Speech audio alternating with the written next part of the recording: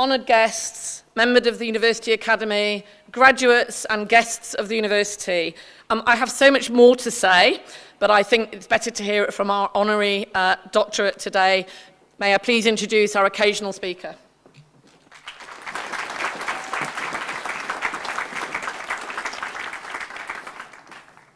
Boy, I got about 37 instructions of when to touch a hat, what to do, and I reckon I got most of them wrong.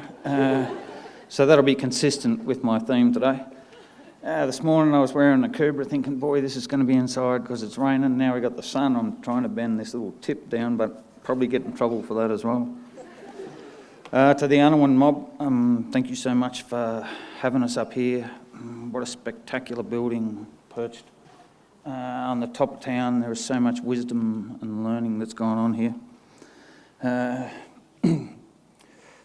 James, Bridget, thank you so much for having me here. Probably got another bit wrong. Should have said Chancellor and Vice Chancellor, but on we move. Look, in 2006, I got to a point in my life where I went, pretty easy to define the problem that's going on here in Australia.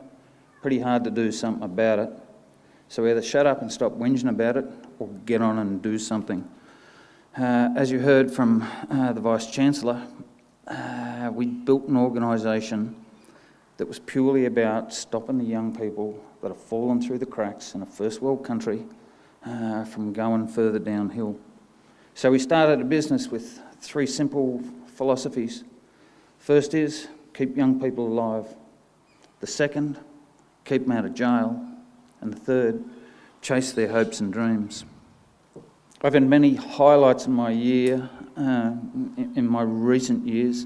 I think winning a Churchill Scholarship in 2014 that was written by someone from the high school and somebody from the university. When it got to the talking bit, I was okay there. But I won an extraordinary award that I went, you know, for a kid that didn't finish school. It was humbling and pretty nervous, and I nearly didn't get on the aeroplane to go across there. In 2020, to be named Australian of the Year Local Hero, I was thinking, boy, what is all this nonsense about? It's just a kid from the bush having a bit of a go, doing something that's easy, but doing something that's important.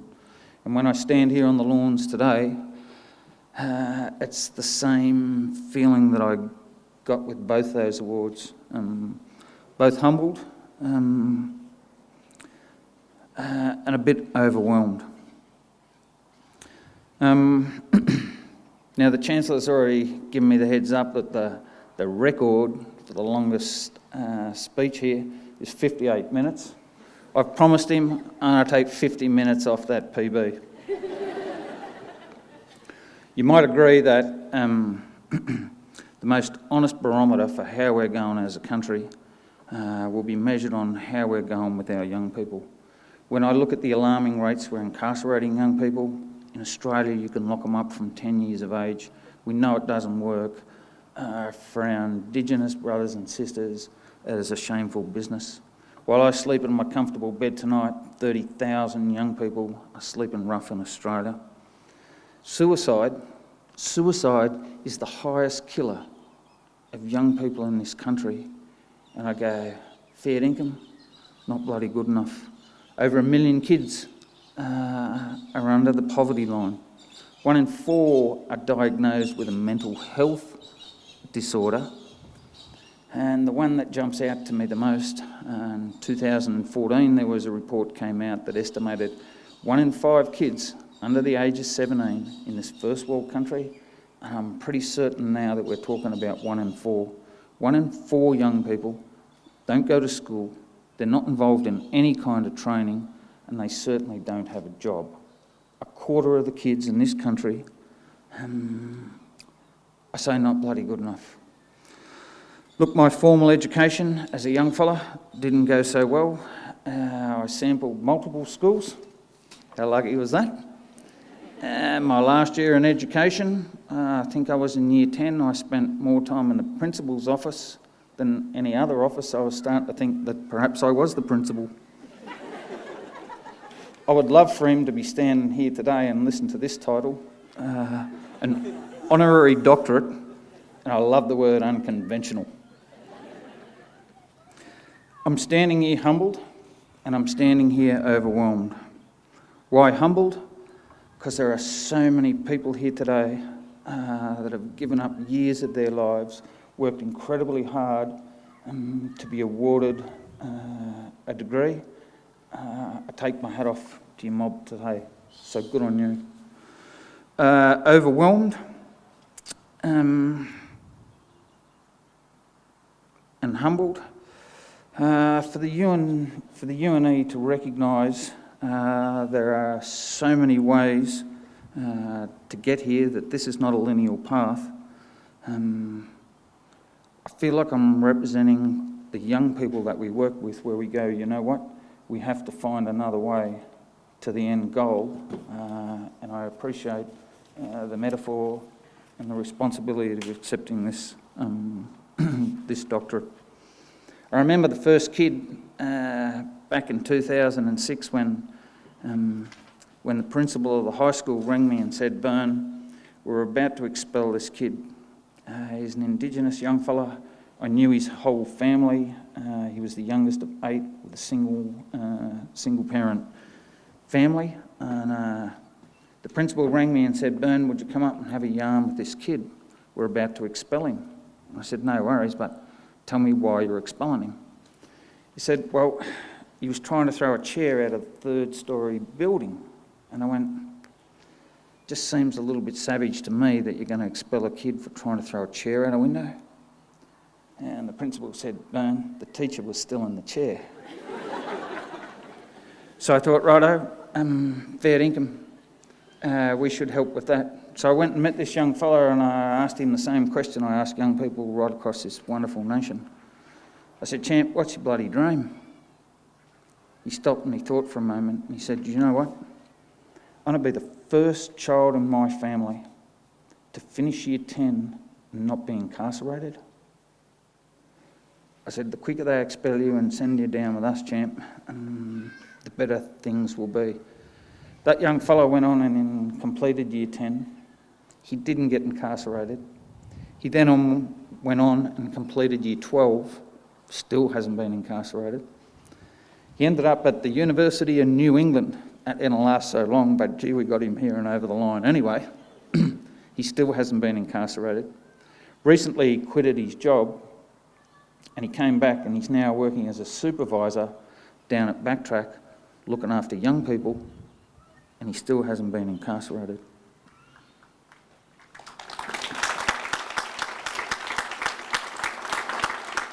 Stop clapping, you're taking into me time, and I'm watching the Chancellor, watching his watch, saying, "Hurry up, Shakeshaft." The Churchill, when I travelled right across the world, there were some multiple themes that just kept coming through. One is that programs must be long-term, they must be holistic in nature, and they must fill a gap in the system. So for 15 years we've been down there without a business plan, filling gaps in the system. The importance of education, I'm coming to understand. I grew up with 5 kids in our family. In the old days, we spent a lot of time on the road travelling. And during those trips, we used to play I Spy. Now, I hate I Spy. But with the kids, when we're on the road, they love it.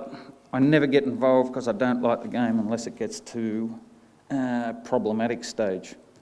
So I Spy with my little eye, something beginning with E, and we're at the hour mark and nobody can work out what it is. There's about to be a dust up in the troop carrier, so I jump in. E, it's inside the car, it's close. I went on for 10 minutes, I couldn't get it, and said, "Bern, you bloody idiot." He said, "It's the thing you put your foot on to make the car go faster." I said, "Accelerator doesn't start with E." So education, I'm not sure where it comes from, but that was the moment, the critical moment where I went, you know what? We need a school teacher. These kids need to learn to read and write. They take us through with pathways. We are one of the most successful organisations with getting kids into jobs, up around the 87%. So these are the kids that nobody else will help. 87% of them, through long-term holistic programs, end up in jobs. It makes me reflect on how I got from where I started when things weren't so well to where I'm at today. And I think you must have mentors, people that you look up to in your lives. And I'm sure when I look across the faces of these people sitting here today, I'll bet there isn't one amongst us that can't go, you know, there was somebody to look up to in your journey that may have helped you get to where you are today. Can I ask you to do one thing and nothing else? Pass that on to somebody else. There are people watching you. Be the mentor. Encourage people that they can get there and look out for them. I'm going to leave you on this quick note. How many minutes have I got to go before I hit the 58, boss? There's a thing from the First Nations people in Canada. It's called the Circle of Courage. They say when you get these 4 things in balance, whether it's your personal life, whether it's your university, whether it's the town that you live in, or your whole damn country, when you get these 4 things in balance, everything will be working. The first is belonging. You must feel connected to something. The second is mastery, and whether that's to use a chainsaw, do your shoelace up, or do a university degree, you must have learning in your life. The next one is independence. You must have a say in your life. You must take responsibility for your own actions. At the shed, our kids call that owning your own shit. And the last one is generosity. And when I reflect on our journey with the university, which we feel very much part of it, I see those 4 things in balance.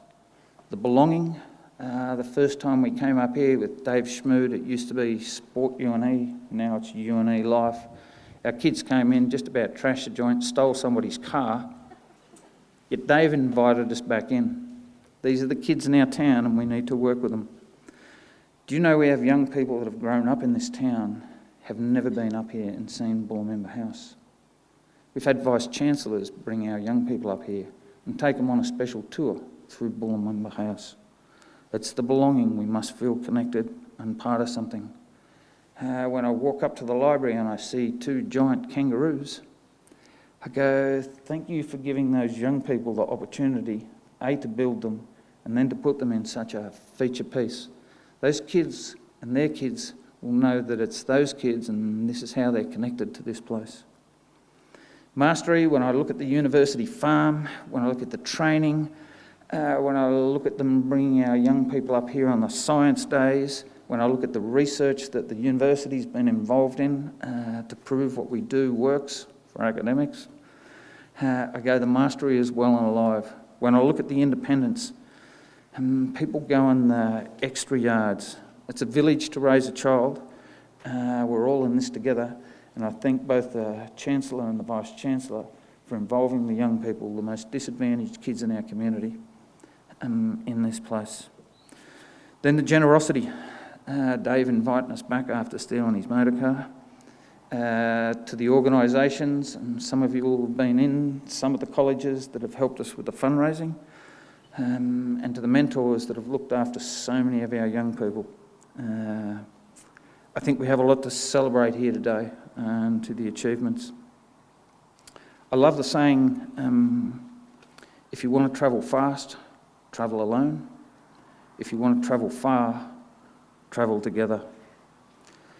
On my Churchill Scholarship, I had one of the most wonderful experiences of my life that filled me with joy. We're in New York, well not quite New York, we're catch the F train across to Manhattan, the bridge and tunnel people, and I went to this organisation that educated homeless people from any age, the homeless people, and got them into jobs. Each time somebody got into a job, and I was lucky enough to be there one day, they rang bells, they walked them across the whole organisation with people cheering. And today, I'd like to ring that bell for you guys on your achievements today. Thank you so much for your time.